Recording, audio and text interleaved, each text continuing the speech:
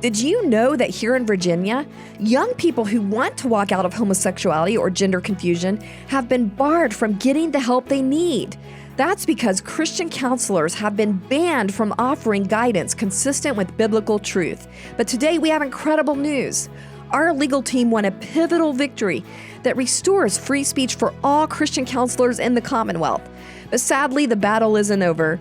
Radical activists are trying to enshrine transgender ideology into our state constitution, a permanent move that could erase parental rights and crush religious liberty. In this episode, learn what's at stake and how you can make a difference. From the Family Foundation, I'm your host, Candi Cushman, with our president, Victoria Cobb. Well, welcome everyone. Glad to have you with us for another episode of Speak Up Virginia. I will just give a little disclaimer here, a public service announcement. If you happen to hear a lot of weird bangs or Clanging. some drilling, whatever, weird noises, we are having a little bit of construction going on right now. We are in an old building, and that is the joy that comes with repairing old things. So apologies to the podcast. Yep. 200 years old. So. Yep. All right. I love our building, so I'm not going to complain, but just bear with us here. Yes. So with that said, I just want to mention that I have these moments at times, I'm sure we all do, when you just feel like you have a neon flashing sign that you cannot ignore, that we as a society have now entered a place of complete lunacy that is the kind of craziness that happens when we're all trying to act like we can operate outside of the design God gave us, that where human sexuality thrives best, biological reality. And sometimes it's just, you can kind of go along and feel like society is heading in a normal place until you get that neon flashing sign. So I had one of those. And if you haven't hung with us too long, you might not have seen this segment, but that means she's about to talk about something completely inconceivable. Inconceivable. Yeah. Some of you might be new to our inconceivable segment. So enjoy. Here it goes. Well, it's that time again. Time for our Inconceivable Moments Award. This is where we're featuring examples of the absolute lunacy and craziness that happens when cultural leaders try to give guidance completely apart from biblical principles. And we're calling this the Liberals' Most Inconceivable Moments Award. Inconceivable! All right, Victoria, the other day I read this article. I'm just doing my thing, looking at the daily news, and I see this article from a publication called The Hill. And they were reporting on a study from the Pew Research Center. And first of all, they had this trumped up headline that is just proclaiming that the amount of same-sex marriage households, according to the Census Bureau, has risen. They make it sound like it's a drastic rise, but just to put a bigger perspective on everything, it is rising, but overall with all the marriages in our country, it's still just like 1% of all marriages. But let's throw a celebration because it's Pride Month and the LGBT crowd loves it. I mean, they just make headlines out of nothingness, but anyway, it is what it is. But that is not even the really bizarre part that caught my eye here that I just had to share with everyone and get Victoria's take on it. So first of all, if you're reading the article, you will notice that there are multiple references to same-sex couples and something called different-sex couples. So apparently same-sex, so they say the same-sex couples, we see this and this compared to the different-sex couples. Apparently that's what we're now calling normal married couples. Okay. This is so absurd. And this is why when you redefine something, you then have to create all these other ridiculous words, because we used to just call male, females, going to the altar. We called it marriage. That was marriage. Marriage. Male, female equals marriage. Now we've redefined it so we don't even know what marriage is, so we have to describe this kind of marriage and that kind of marriage, and it's absurd. You're a different sex couple. Yes. Yeah. It really kind of struck me because we're just redefining everything, and this is what happens to our everyday language. And it kind of reminded me when they're trying to put birthing people, or did put birthing people in Virginia law. Yeah, I don't think most heterosexual married couples think of themselves as different sex married. That's absurd. But it's like we have to have a name for this because we've renamed. Yeah. Well, it's sort of like also cisgender. Right. I'm no longer just a female that happens to have normal inclinations. I am, yes. And the disturbing part is that it actually erases out male, female, Right. man, woman. Yeah. Now you just have these pieces and, two different entities, and you just put it together in any which way. And Mom, it erases out mom. It's birthing person. Yeah. We could go on here, but you get the idea. But that's not all. There was another extra level of craziness that I just want to bring to your attention. I mean, this is really something. So I'm reading this article, and then it starts to give what studies have shown as the difference between, statistically between same-sex couples and so-called different-sex couples. And get this, it says that same-sex couples have, a lot less children. So big shocker there.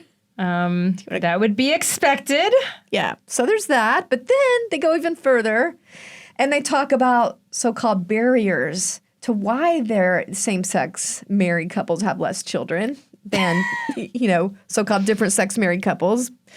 And I'm quoting this, so you won't think I'm just saying this to make it seem more than it is. I'm actually going to quote what they said. So they start listing reasons that they label as barriers, which they say are, quote, unique to same-sex couples.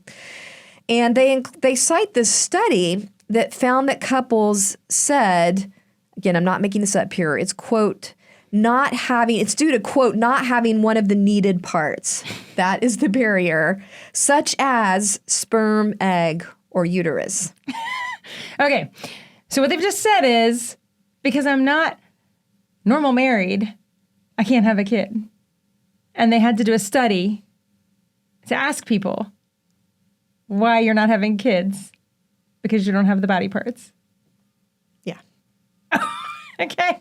All right. I don't know why we need a study to tell us this. It kind of makes me, how you hear about these universities funding gazillion-dollar grants into nothingness? Yeah. That actually makes me think, I hope no one spent money on this, because fifth grade biology class is going to tell, the basic birds and the bees conversation tells you why there are fewer children with, what do we call it? Same-sex married couples than different sex marriages. It's kind of interesting because they say cost was noted, and then it says the next most... That having kids costs money? Yeah. Well, also that. The next most frequently, noted barrier. But it doesn't cost any different. Just FYI, it doesn't cost any more for a different sex couple to not have kids because they can't.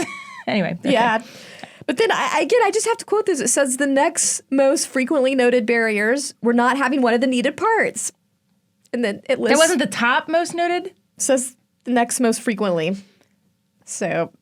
The fact that the very first on the list was not that, by the way, the pieces don't fit is concerning. Well, we could go down a whole road that we probably won't go down now about adult-centered ways to acquire children. Yeah, well, there is a whole conversation around takes money. that. Yes, okay, that is true. Which we won't spend time on today.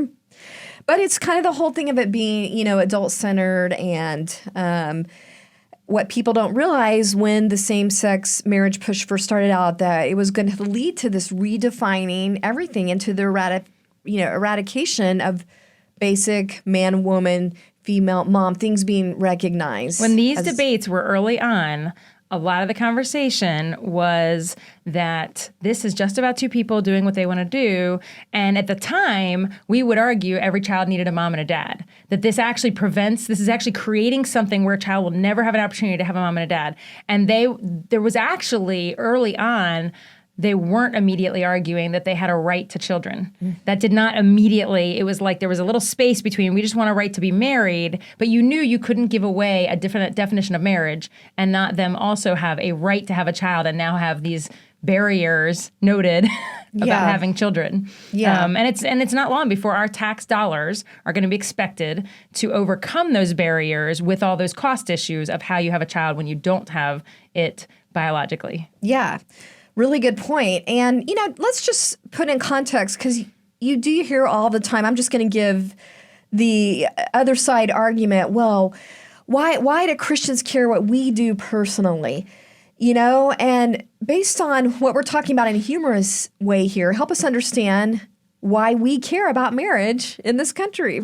Well, because we actually do care about the outcomes of kids, not just our own. We're not just selfish. We're actually societally minded. We actually want the good of all mankind. That is part of our faith. So the first thing is that it's just not selfish. The second thing is, if you were just to look at it from a selfish perspective, you are impacting. So, for example, we had all sorts of bills in the General Assembly that address things like infertility. Once you've changed the definition of marriage, and you're talking about, are we going to create for example, a mandatory benefit of insurance for infertility? Who does that apply to? Does that apply to people who are actually infertile because they naturally could have children, but now they can't because there's something going on? Or are we literally talking about making sure the insurance covers, making sure that two people who are the same sex are able to have a child? Yeah. Through surrogacy, through IVF, through whatever. Are we actually literally talking about trying to help what is naturally infertile? So these are taxpayer implications. These are things that do affect your insurance fees, that do, in fact, when you talk about taxpayer. So there's a million reasons why this was never an isolated marriage, was never just about two individuals. Marriage is an outward-facing institution. And the reason the government cares about it is because of that next generation that is created in marriage. And from a biological perspective, when you try to ignore biological reality and reorder society around that, this is the kind of lunacy that results. It has real impact, a lot of downstream impact. So the interesting thing is, Victoria, that despite these kind of headlines coming out, people still trying to push this agenda, the American people are saying that they've had enough of this. They're moving away from this agenda. Tell us what you're seeing statistically. Yeah, this is actually really encouraging. There is, some people call it pride fatigue. That was sort of about Pride Month. But I mean, sort of this, we're actually moving in the other direction. We're maybe going, this is too much. It's been pushed in our face. It's too much because what's going on? Let me give you some stats. So same-sex marriage support for that was just on the rise, on the rise, on the rise. Slowly, every couple of years, it would just kind of grow, and it actually got to about 71% a couple of years ago. So 2022, 2023, it was around 71% of Americans supported same-sex marriage. And that rise started after the Supreme Court decision You've legalizing. got a Bergefell, and then again, so many people. Once the law says it's okay, then therefore it is moral. A whole nother discussion on that some other day, but. Today, in 2025, it is actually now sort of turned the corner and is coming back down. So it is down to 68%. That might not seem like a lot, but the turn of the corner is significant. And I think it's just people are finally waking up to this has implications beyond just two people who love each other and choose to do this. Yeah. Well, tell us also, they also looked at party. Yes, and we should put some of this. We'll put some of this up on the screen in terms of the drop. But I was glad that they looked at party affiliation because we know the support for same-sex marriage is higher in the Democrat Party than it is in the Republican Party. And there was a time where the definition of marriage was even part of Republican platforms. And so it was sad to see that support for same-sex marriage had grown even within the Republican Party. And so what's great, though, is as of 2021, 2022, support in the Republican Party was up to 55%. So majority were getting on board with same-sex marriage. But it has actually come down. So as of this year, in this new study, support is down to 41%. So that's a pretty big plummet, at least within one of the political parties, which is really encouraging. Just a good direction to turn. Well, help people connect the dots here, because we know that the heavy radical transgenderism push really had a lot of people waking up. Okay, this is actually harming our youth. Youth themselves are saying this was not the magic cure-all we thought it was going to be. How does that connect to same-sex marriage and why people are starting to just back away from the whole agenda?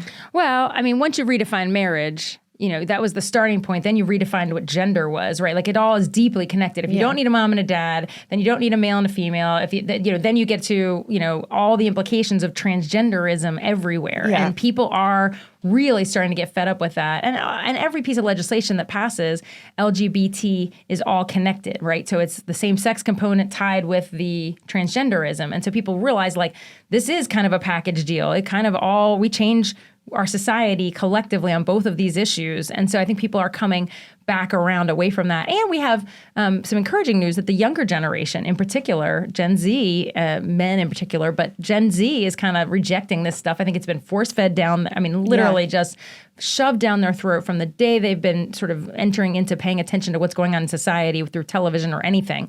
And there's a little bit of return to faith, which is hopefully a part of this, right?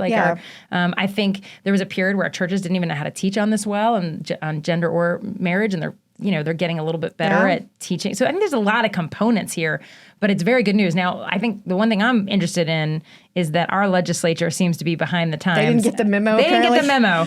Our legislature, they had the big question of same-sex marriage before them this year in the amendment that was to repeal our traditional definition of marriage in our Constitution and turn it into we allow same-sex marriage. And it had a transgenderism component.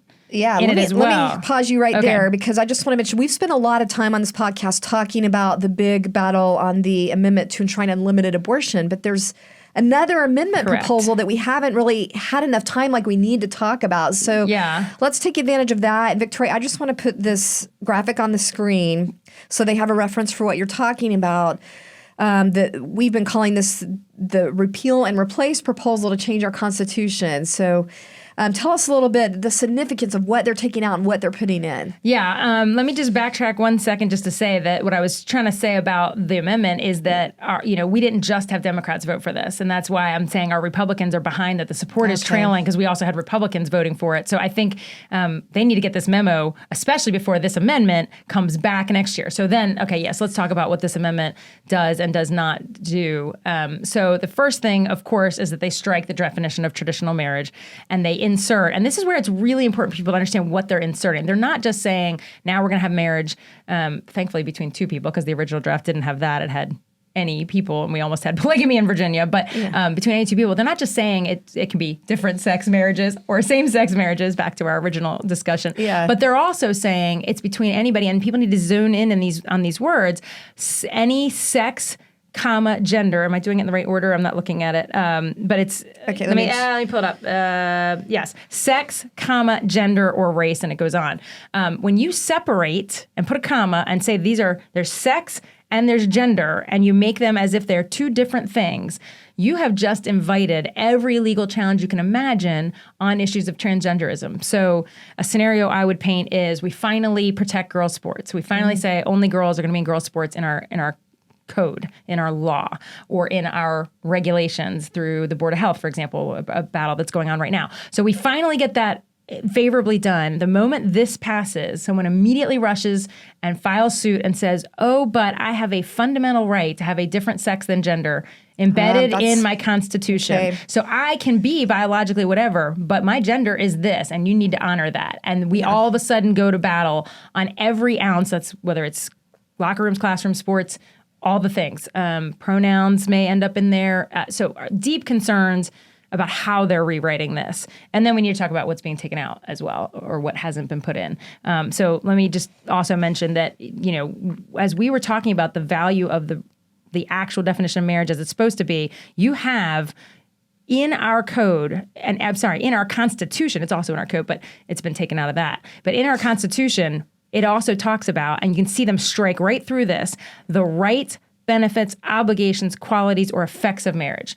Right there, we had a statement that says, look, marriage is about more than two people who happen to love each other. Marriage is about, it has benefits that we give legally because it benefits our society for kids to have a stable mom and dad. It has benefits, and it has obligations. It's actually a commitment, right? This is part of the teaching. This is what we are constantly trying to reinforce, that marriage is more than a cell phone contract. And sometimes our cell phone contracts are easier to break, harder to break than our marriages, right? And so we're doing the exact opposite. When people said that that changing the definition of marriage was not going to weaken marriage, this is exactly what weakening marriage looks like. Yeah, and going back to when you talk about sex and gender, I just think that's such an important point, how it's going to undermine efforts to protect safe girls' sports, because this is how all this craziness, when we talk about what's happening in Loudoun County and all of that started in the first place, because you were separating biological sex from gender. like it has no connection. And remember, gender has almost no definition. There's how many genders, it changes all the time. Yes. And now we put that word right there in our Constitution. So they didn't even just say, same-sex couples can get married, heterosexual couples can get married, or male and female or male and male. They literally opened the Pandora's box to whatever. Yeah, and that's how we got in all this mess in the first place. So how is this going to affect, I think for people listening's sake, Victoria, like all of these battles, hours of time they've put in trying to defend parental rights at the school board level when it comes to transgenderism. A lot of people participated in our Protect Every Kid effort and had success. If your school board put in place parental rights provisions surrounding that, does this endanger that? I would say if I could be a predicting person, I would say that LGBT crowd activist agenda is going to immediately march down and try to reverse every gain we've had in this area. I would if I were them. Okay, so this is hugely important. What can people do about it?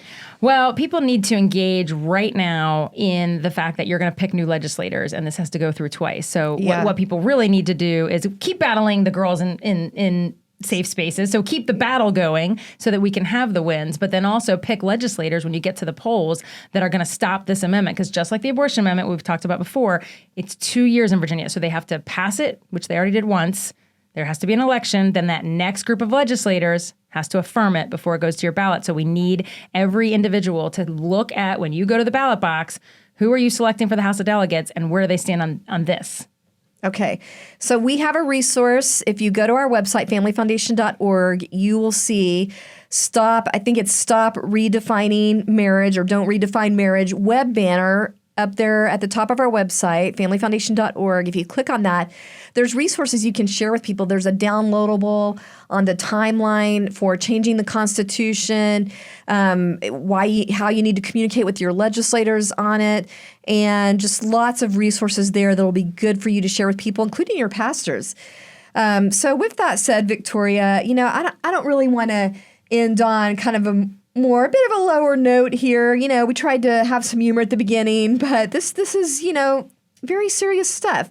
But we have a high note that we can cover, a huge victory from our legal team. I got to say, our legal team's been on a roll lately. Yeah, they can't stop winning. So we'll keep it up. But they had a landmark victory in a free speech case for Virginia licensed counselors, and this connects deeply to what we're talking about right here. So I just kind of want to sort of give the background if folks don't remember. We probably talked about it here before, but let's just say this victory would not have happened without the courage of these two brave counselors, John and Janet Raymond. Both are counselors, and they were willing to step forward and say we want our rights back, and step forward into our capable attorney's hands, and they've taken this case forward. So let me just tell us why they didn't have what the rights were. The rights to speak freely to their clients. Yeah, this is the thing. Okay, so ever since we had liberals top to bottom control in Virginia, they passed a law that they called the conversion therapy ban. Now that's a favorite term on their end. It's a scare tactic. It's a scare tactic. It's supposed to plant in your mind ideas of shock therapy or other things like that. But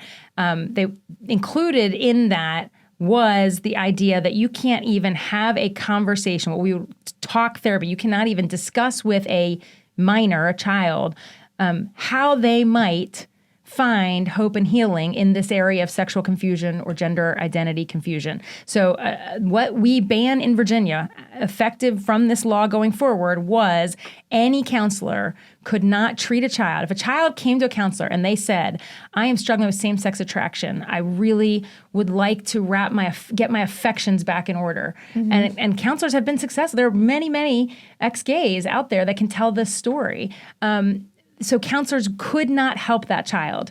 Now, they could help them if they said, look, I think I'm a homosexual. I want to go in this direction. A counselor could do, in any number of ways, help that child. Same thing with gender identity. If a child was biologically male and they said, I feel feminine, I feel like I'm heading in the transgender direction, a counselor could do anything they want to help that child, work through that and head in the direction of changing all the way to physical surgery, to change their physical body to line up with how they're feeling about themselves. But a counselor could not help a child restore their thinking around their God-given, natural, biological sex. That was illegal in Virginia. What I think is astounding about that is that it takes away people's choice. So let's say hypothetically that you have a teen, you have a child, or you are a teen, and you desperately want help to align, you're a Bible-believing Christian, you're struggling with these feelings, whether it's gender confusion or same-sex attraction, and you want help to align that, bring your sexuality feelings in alignment with what the Bible says. You want to live by your faith, and you want help with that. You are trying to seek help. You are legally prevented from having that choice because the state outlaws any counselor being able to talk to you about it. And this is the thing. Counseling is always supposed to be client directed. The client comes to you voluntarily. Nobody's under duress, and they're saying, this is the kind of help I want. And you as a counselor are trying to help them reach their goals. And that's illegal in Virginia under that law. And so it was a stunner, and a lot of counselors completely, in order to not run afoul of the law, they stopped doing this kind of counseling, but some counselors literally stopped counseling youth altogether. They said, look, so many kids are coming in with this. I don't know what I'm going to say if I can't help them in the way they want help. And they literally shut down their practices around youth counseling altogether. So we have been years where kids have been helpless. When we've had families come to the Family Foundation asking, what do I do? We have not been able to send them to a counselor. We've had to say, well, your pastors are allowed to help with spiritual care. But, so many things we handle with spiritual care, and we complement it with people who understand how the mind works, how God created it. We tend to, in any other area of addiction or whatever, we might also complement it with psychology, with counselors, with help. Yeah, because the Ravens, they are saying in this case that they wanted the freedom to just be able to talk through this with their clients and pray with them. To be able to use scripture to have these conversations, and that was illegal. So this law banning all this still exists. So help us understand how this victory was accomplished. Yeah, so the great news is that because of their lawsuit, we have had a Henrico County Circuit Court judge enter an order that permanently enjoins the Commonwealth from ever enforcing this 2020 law.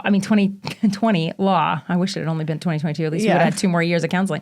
Anyway, and so literally there is no case now where if a counselor is having a conversation with a youth around this, that the state could try to pull their license. They can't do it anymore. It's a big deal. And you compared it to, just to help people understand, even though we still have the law in the books, but the court has blocked it or enjoined it or whatever. This is always you compared it to the Supreme Court decision with same-sex marriage. Yeah, people sometimes wonder, well, how does something still stay in the books if you can't enforce it? So if you remember, that's what we're talking about when we talk about the constitutional amendment. Virginia, in our Constitution today, still has a traditional definition of marriage, but yet we know that we have legal same-sex marriage. How does that happen? It happens because the U.S. Supreme Court basically said, your Constitution doesn't count. I mean, that's layman's terms. Yeah. That's what's happening here, except in a good way. In this case, it still sits on the books right now. We'd love to get rid of it, but it sits on the books. But the judge has said you can't enforce it. That your law is unenforceable, cannot apply. And so for all the counselors in Virginia, they can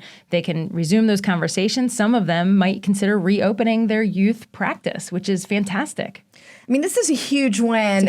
One thing I love about this is that when this bad law came into play, it was the same year that Founding Freedom's Law Center was founded. It literally opening day of the Founding Freedoms Law Center were when this and other terrible laws went into effect. And so it's such a beautiful thing to see the fruition of being able to really right a wrong that we knew at the time was just a wrong. So to be able to help these counselors is a big deal. It's very emotionally satisfying, not just for the counselors, but just for God's provision that He was willing to help us create a law center that could do this kind of very, very impactful work. I mean, that's the whole reason it was founded. Yes. So it's worth celebrating and thanking God for. But I want to encourage people to continue praying for not only our legal team, but also this couple that was so courageous.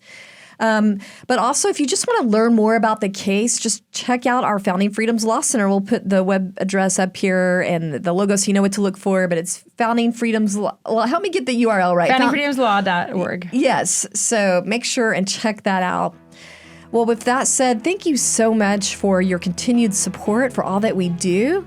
And remember, we are stronger when we speak together. I hope this episode helped equip and encourage you today. And we will see you next time.